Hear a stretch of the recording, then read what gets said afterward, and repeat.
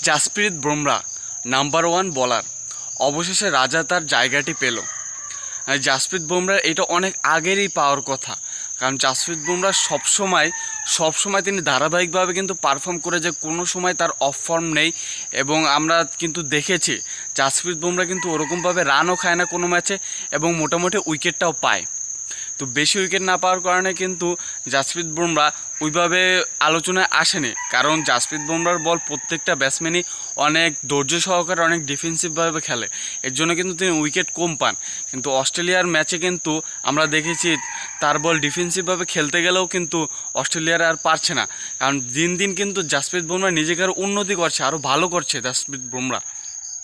আমি কিন্তু জাসপ্রীত বুমরার অনেক বড় ফ্যান, কারণ তিনি এটা মানতেই হবে যে তিনি নাম্বার ওয়ান বলার। যদিও এখন ওডিআই আপনার নাম্বার ওয়ান বলার শাহিন আফ্রিদি, তো জাসপ্রীত বুমরার উপরে কোনো বলার নাই। তিনও ফর্মেটে আমি তাকে নাম্বার ওয়ানে দেখতে চাই।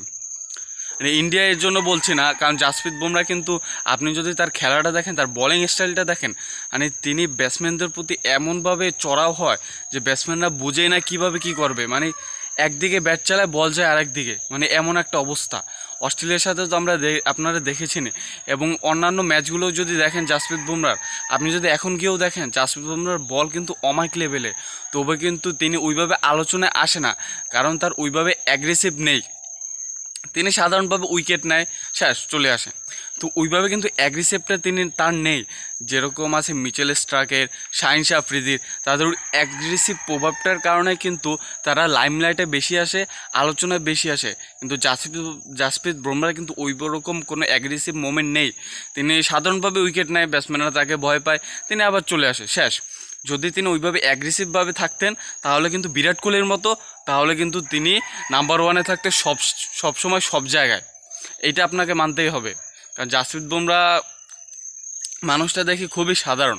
মানে তিনি যে এত ভালো একজন বলার, তবুও কিন্তু তার ভিতরে কোনো ওইরকম অ্যাগ্রেসিভ নেই, ব্যাটসম্যানদের উপর কোনো ওইভাবে চড়াও হয় না, চোখ দেখায় না। মানে এইটা দেখানো উচিত, তাহলে কিন্তু তিনি লাইমলাইটে আসে এবং নাম্বার ওয়ান বলার হতে পারে। তো আমরা তো দেখেইছি জাসপ্রীত বুমরা এখন নাম্বার ওয়ান বলার টেস্টে। তো আমি চাই জাসপ্রীত বুমরা যেন ওডিআই এবং টি-20 তো নাম্বার ওয়ান বলারের তকমাটা পায়, কারণ তিনি তার একদম অধিকার, এটা তার গ্রহণযোগ্য, এটা তার পাওয়া উচিত। তো কংগ্রাচুলেশন জাসপ্রীত বুমরা, আপনার জন্য আমি খুশি, আপনার জন্য আমরা সবাই খুশি হয়েছি।